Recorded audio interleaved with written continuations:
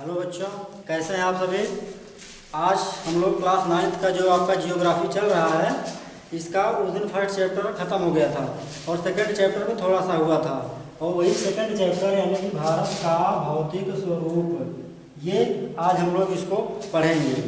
भौतिक स्वरूप हमने उस दिन बता दिया था कि भौतिक का मतलब देखने में कोई चीज़, कोई व्यक्ति, कुछ भी, मतलब कोई भी चीज़ हो वो कैसा लगता है, तो उसी के बारे में हम लोग पढ़ेंगे। हमें पता है कि जो पृथ्वी है वो कुछ प्रकार की शैलों अथवा चट्टानों के द्वारा बनी हुई है। इनमें से कुछ शैलें कठोर होती हैं, जैसे कि जो संगमरमर है आपकी कठोर है, आपका ताजमहल बना है। या फिर कुछ शैलें ऐसी होती हैं जो एकदम मुलायम होती हैं, जिससे आपका जो विद्यालय में चाक आता है कितना मतलब मुलायम होता है। तो इस तरह से हमारे पृथ्वी पे कठोर और मुलायम दोनों प्रकार की शैलें पाई जाती हैं। इसके अलावा इस धरती पे विभिन्न प्रकार की स्थलाकृतियाँ भी हैं, पर्वत हैं, पठार हैं, रेगिस्तान हैं और दर्रे हैं। तो इस तरह से बहुत प्रकार की आकृतियाँ भी पाई जाती हैं। और जो पृथ्वी की उत्पत्ति हुई, आपके बुक में शुरुआत में है आपका पृथ्वी की जो उत्पत्ति हुई, उससे संबंधित जो सिद्धांत हैं उनमें से आपका एक सिद्धांत है प्लेट विवर्तनिकी सिद्धांत। प्लेट विवर्तनिकी सिद्धांत।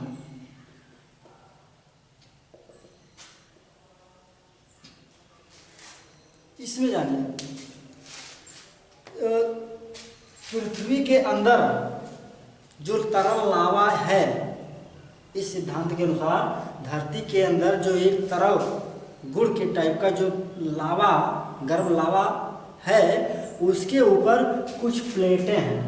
कुछ प्लेटें क्या, जिसमें 7 बड़ी प्लेटें हैं और छोटी प्लेटें हैं। इन प्लेटों के ऊपर महाद्वीपों का निर्माण हुआ है। इन्हीं प्लेटों के ऊपर पूरा धरती का जो ऊपरी भाग है, जो भूमध्य पट्टी है, वो पूरा है। तो इसमें इस सिद्धांत के अनुसार जो प्लेटें हैं वो गति कर रही हैं। कभी कभी भूकंप आ जाता है तो कहते हैं कि मतलब कहीं धंसता है, या कुछ धार्मिक जो मान्यता है तो पता लगता है किसी कोई उठाया हुआ है धरती को। तो ऐसा नहीं है, जो ये सिद्धांत कहता है उसके अनुसार उस लावे पे कुछ प्लेटें जो है वो तैर रही हैं। ध्यान से देखिएगा बच्चों, आप लोग काफ़ी पढ़ाई मतलब सही से कर नहीं रहे हैं, हम देख रहे हैं काफ़ी लूज हैं आप सभी।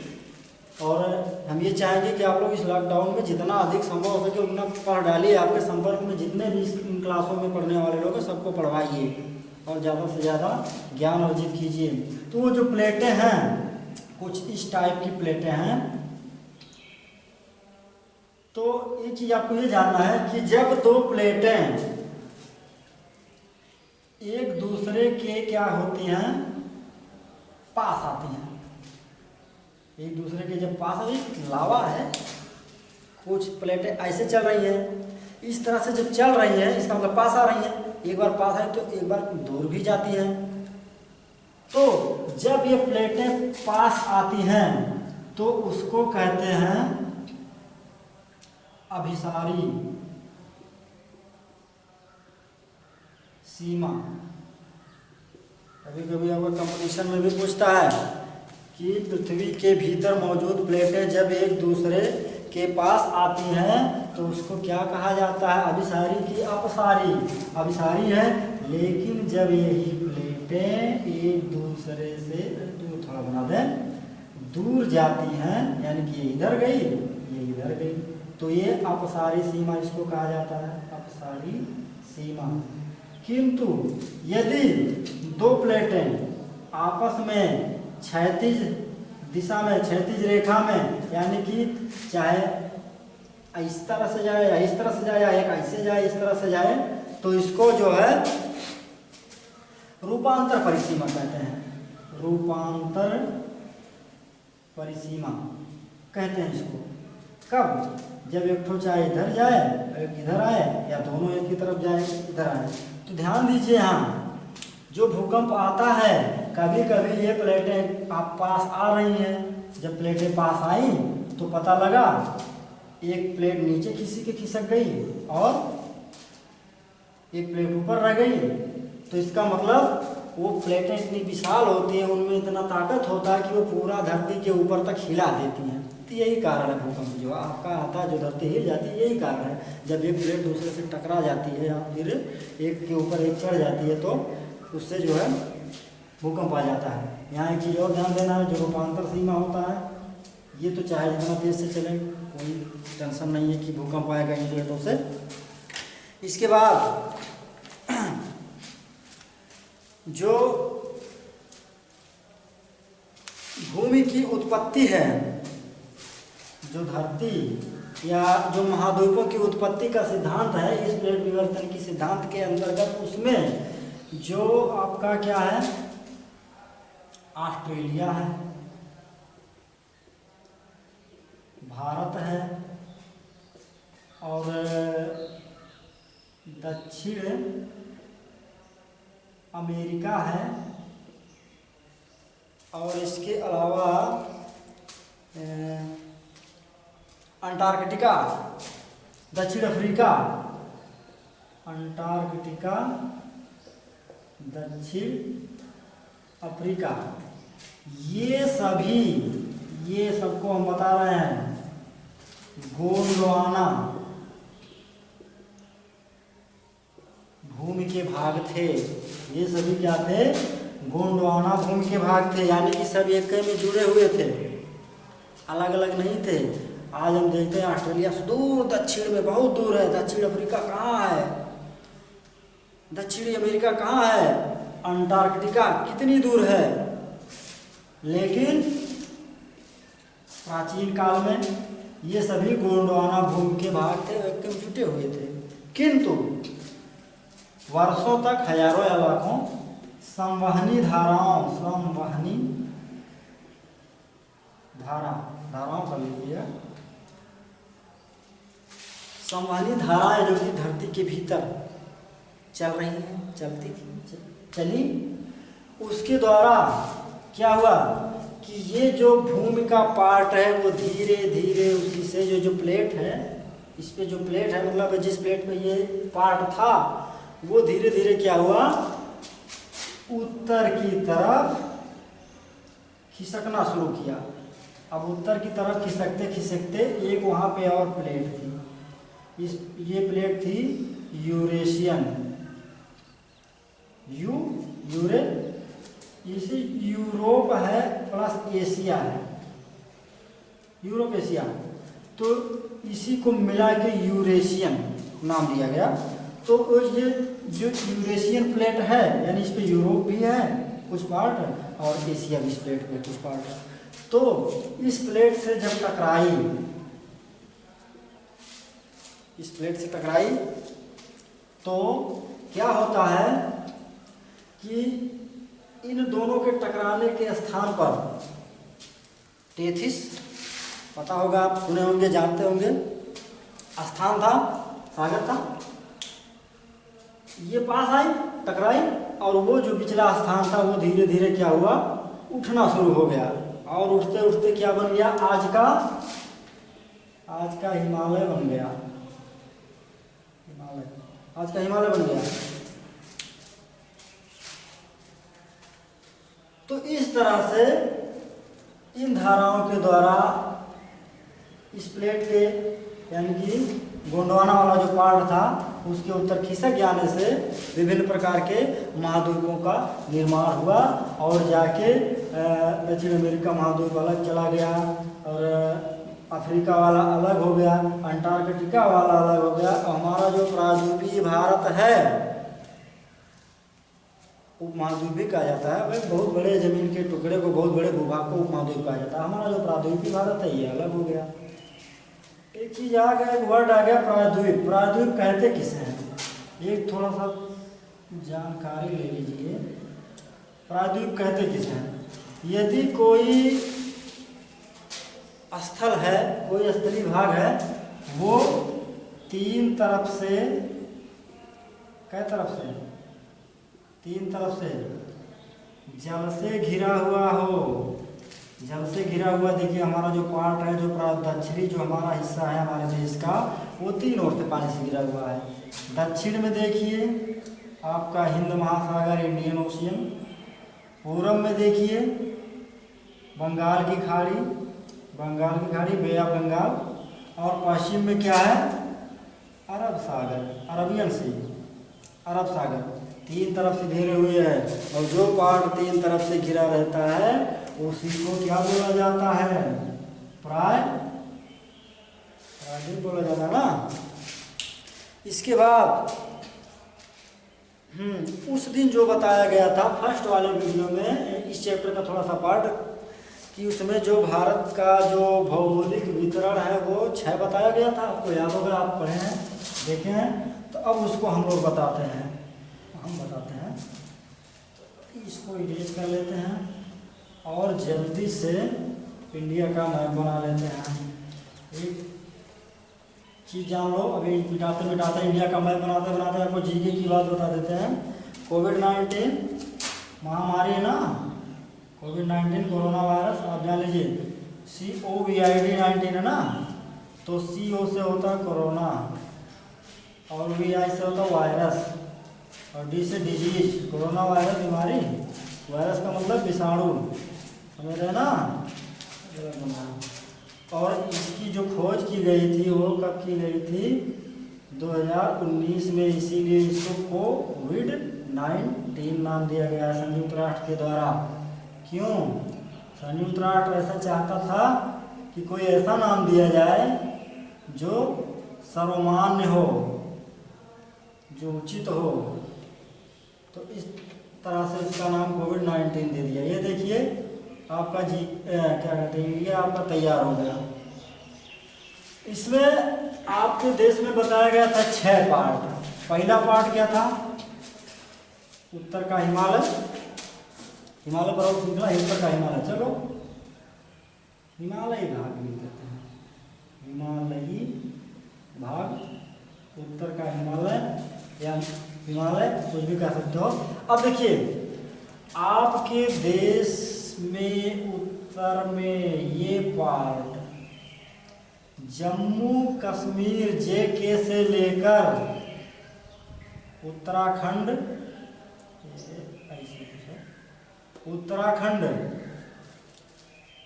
सिक्किम, अरुणाचल, असम तक आपका हिमालय का भाग है, हिमालय का पार्ट है। ये पर्वतीय भाग है। आपका एक पड़ोसी भी आया जहाँ पर श्री रामचंद्र जी का विवाह हुआ था, जान गए ना, नेपाल। और एक चीज जान लीजिए, जो विश्व की सबसे ऊंची पर्वत चोटी है, ना कि पर्वत श्रृंखला, चोटी ऊंचाई पे, उसका नाम एवरेस्ट इसी हिमालयन रेंज में है। और वो भी अगर कंट्री की बात करें, देश की बात करें, तो वो कहाँ है, नेपाल में है, नेपाल में है।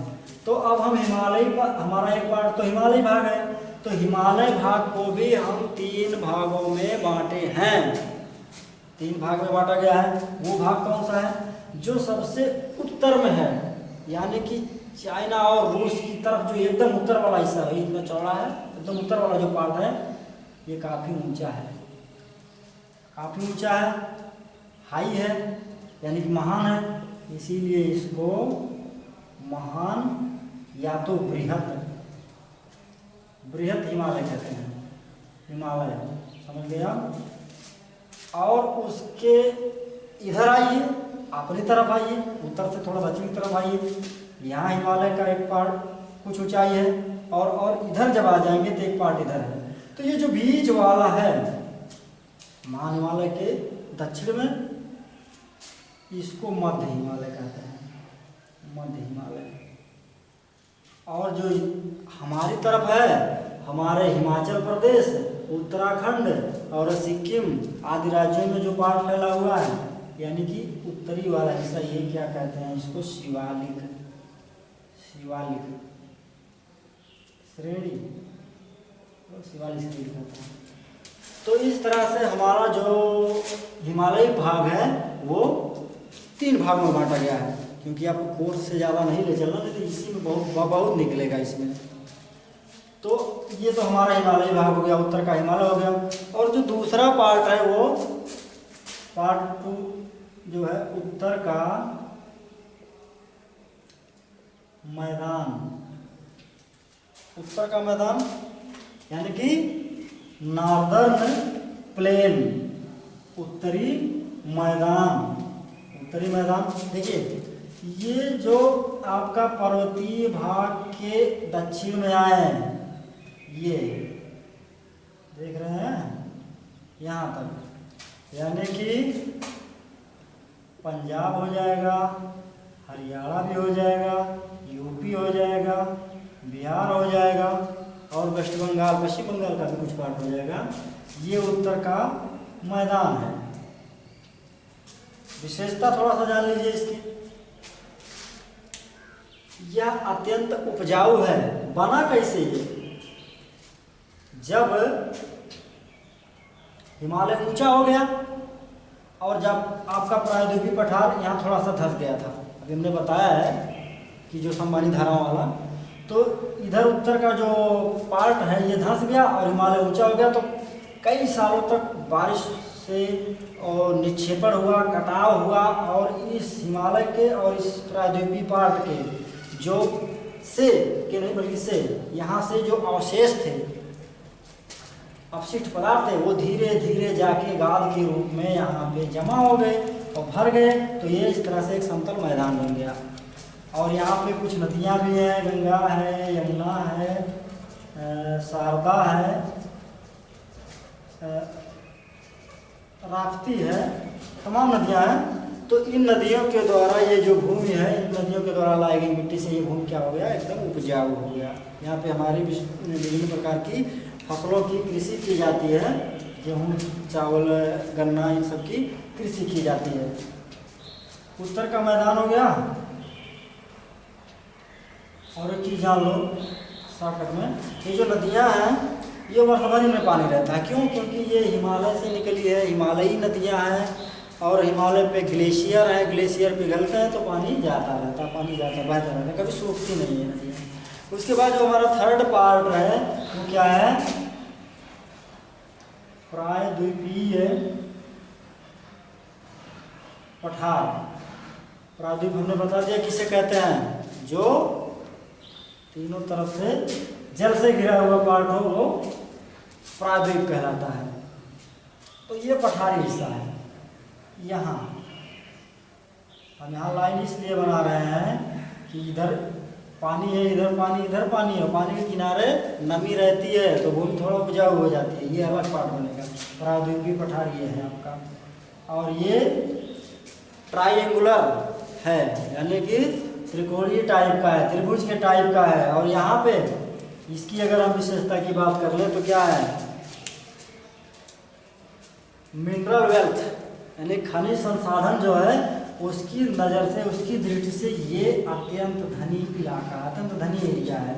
यहाँ से आपके देश में कोयला है, लोहा है, मैग्नीज है, अभ्रक है, आदि तमाम चीज़ें, सोना भी है आपके कर्नाटक के कोलार से निकाला जाता है। तमाम प्रकार के जो खनिज संसाधन है आपके, ये प्रायद्वीपीय भारत में ही मिलते हैं और यहीं से निकाला भी जाता है।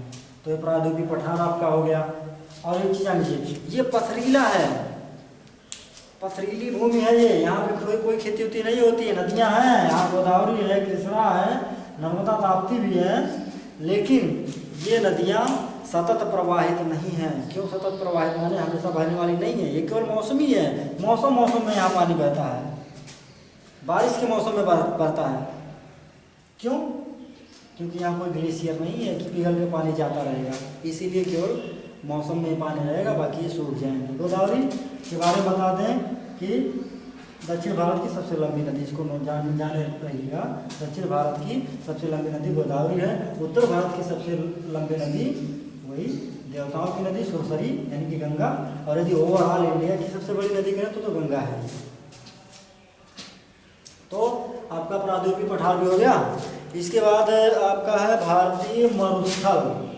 चौथा पार्ट है भारतीय मरुस्थल, मरु, मरु क्या है? मरु स्थल जानते हैं। मरु का मतलब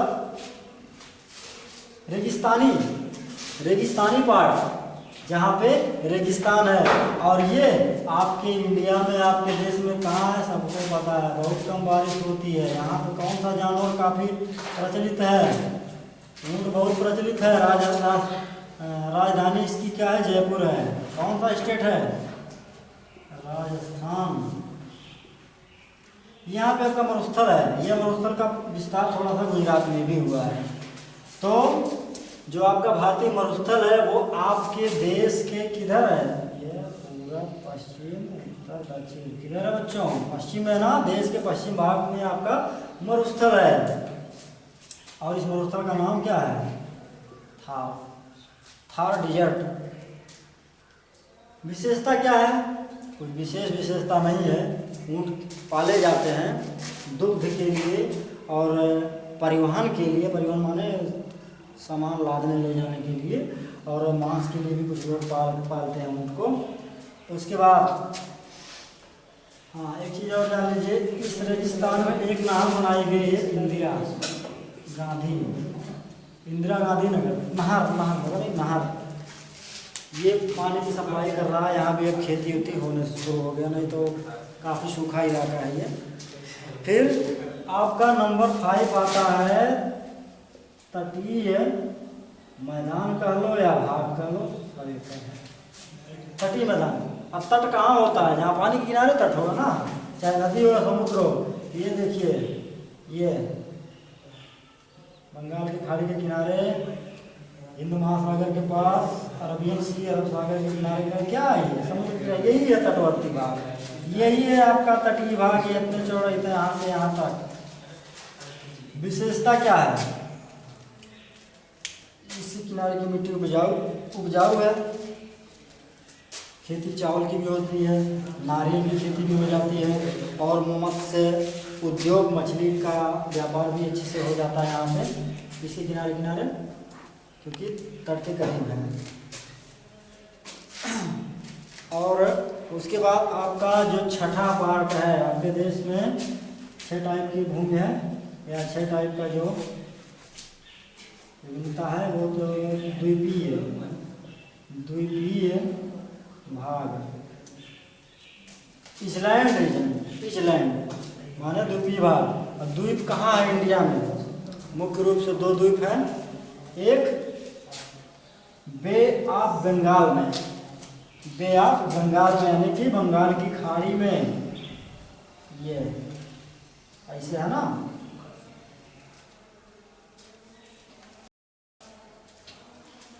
अंडमान निकोबार, ये मेन है। बाकी तमाम द्वीप हैं, सैकड़ों द्वीप हैं। द्वीप का मतलब चारों तरफ से पानी है और बीच में एक भूभाग है, उस पर लोग रहते भी हैं, खेती भी होता, परिवहन भी होता, सारा क्रियाकलाप वहाँ पे भी होते हैं। एक चीज़ आप जान लीजिए, इंडिया का दक्षिणतम जो भाग है, एक तो कन्याकुमारी है, दक्षिणतम भाग। इंदिरा पॉइंट का नाम सुने होंगे आप, वो यहाँ नहीं है, यहाँ है, निकोबार में है। 8 डिग्री 4 मिनट पे है वो, 8 डिग्री 4 मिनट पे है, 8 degree 4 minute, 8 degree 8 minute, no no no, और पहले है शायद 8 डिग्री 2 मुझे याद है, शायद 2 मिनट में। तो फिलहाल इतना जानिए आप कि जो इंडिया का दक्षिणतम लास्ट जो हमारी भूमि है, जो हमारा सबसे आखिरी वाला बाउंड्री है, वो क्या है? निकोबार में, इंदिरा पॉइंट। कन्याकुमारी तो यहाँ तमिलनाडु में आपका है। एक द्वीप समूह अंडमान निकोबार हो गया, और एक यहाँ भी है, क्या ये? लक्षद्वीप, लक्षद्वीप यहाँ, ये भी द्वीपों का समूह है। अगर हम थोड़ा सा आपको और बता दें तो एक द्वीप यहाँ है, वो लेकिन हमारा नहीं है। वो कौन है? श्रीलंका है। यहाँ भी एक द्वीपीय देश है, मालदीव है, ये आपके जाने के लिए है। तो इस तरह से आपका जो भौगोलिक वितरण है वो तो एंड है बच्चों। एक शब्द आया है दो आब। क्या आया है? दो आब। दो माने टू, आब का मतलब होता है हवा। यहाँ दो नदियों की हवा जहाँ लगती हो, यानी दो नदियों के पास की भूमि, दो नदियों के बीच की भूमि, चाहे गंगा यमुना के बीच की भूमि, कृष्णा गोदावरी के बीच की भूमि हो, दो आब है, दो हवा है। इसके बाद आप लोग क्वेश्चन नोट करेंगे, आप करके लाएंगे, प्रयास कीजिए, ज़्यादा से ज़्यादा पढ़िए। आप लोग, आपके संपर्क में जितने भी लोग हैं, चाहे क्लास 9th में हो या किसी प्रकार का कोई कंपटीशन की पढ़ाई कर रहे हैं, सभी के लिए वेरी इंपॉर्टेंट ये चैप्टर, यानी कि जियोग्राफी वाला ये सब पूरा इंपॉर्टेंट ही चल रहा है 9th और 10th दोनों के लिए। तो ज़्यादा से ज़्यादा बच्चों आप लोग फ़ायदा उठाइए, ज़्यादा से ज़्यादा देखिए, और लॉकडाउन में बैठे बैठे इसी पे सारा फोकस करिए। क्वेश्चन आपका है कि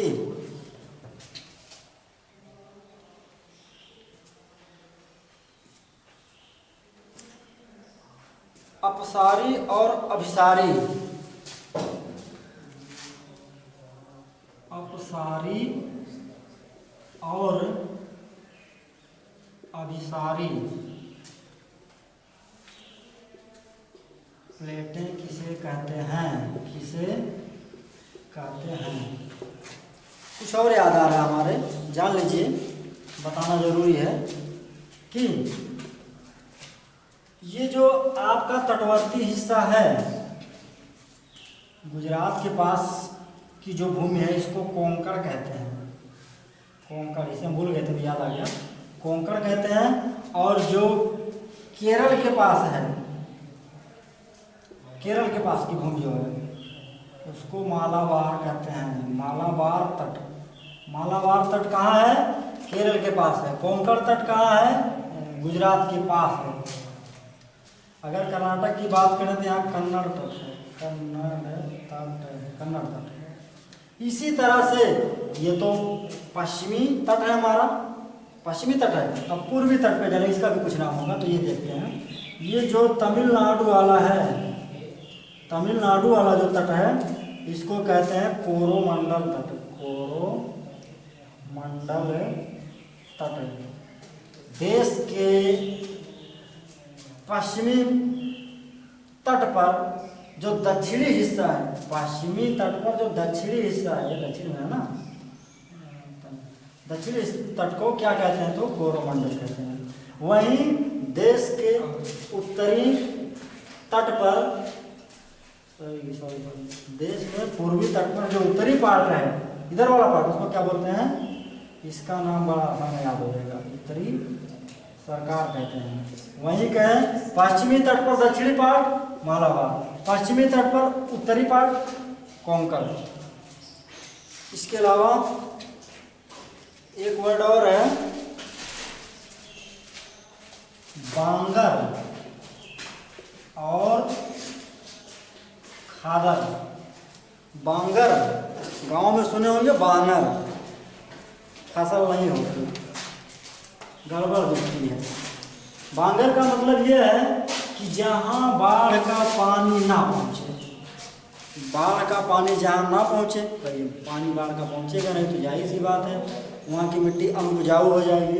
तो उस जगह को बांगर बोलते हैं। और जहाँ की बाढ़ की का पानी पहुँच जाता हो, वहाँ की मिट्टी उपजाऊ हो जाती है, तो उसको क्या बोलते हैं? उसको खादर बोलते हैं। और एक चीज़ और है,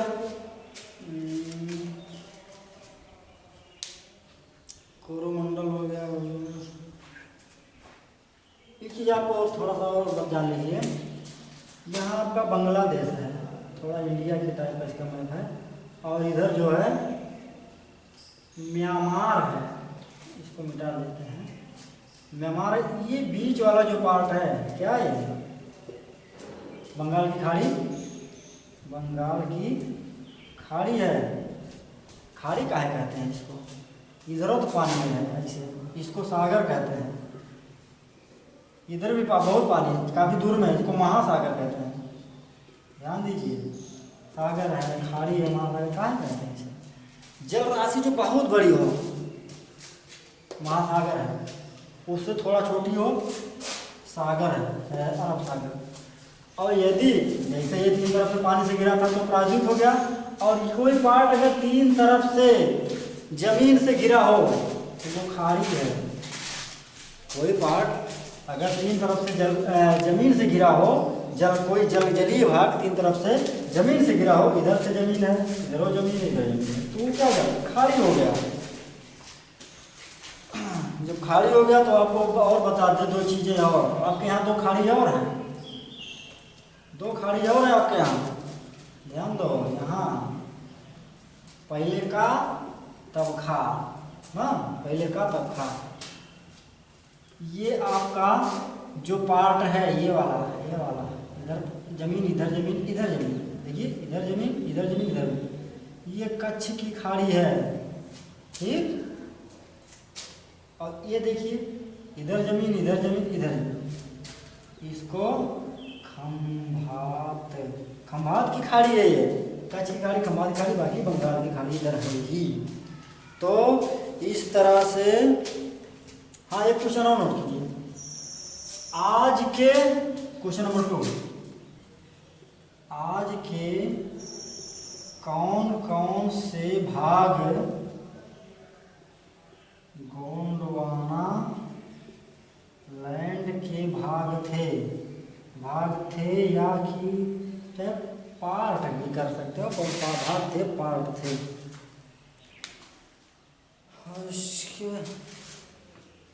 तो आज की वीडियो में बच्चों इतना ही रहेगा। आज आपका 9th का क्लास चैप्टर 2 जो है आपका कंप्लीट हो गया। और फिर आपसे यही कहना चाहेंगे, केसेस बढ़ रहे हैं कोरोना के, लेकिन स्थिति भी बहुत तेज़ी से सुधर रही है। तो आप घर पर रहिए, पढ़ते रहिए, खुश रहिए और बाहर ना निकलिए। और अधिक से अधिक इसको देखिए, समझिए। ना समझ में आया तो विद्यालय में संपर्क करके प्रश्न का उत्तर लीजिए, उत्तर हम दिया जाएगा। और इसके अलावा आपके संपर्क में यदि कोई भी आपका हित मित्र हो, संपर्की हो, कोई भी कंपटीशन अगर कर रहा हो, तैयारी कर रहा हो, तो उसको भेज के उसको भी आप दिखाइए, उसको भी काफ़ी लाभ मिलेगा। इसके साथ आज का वीडियो बच्चों खत्म होता है। जय हिंद, थैंक यू।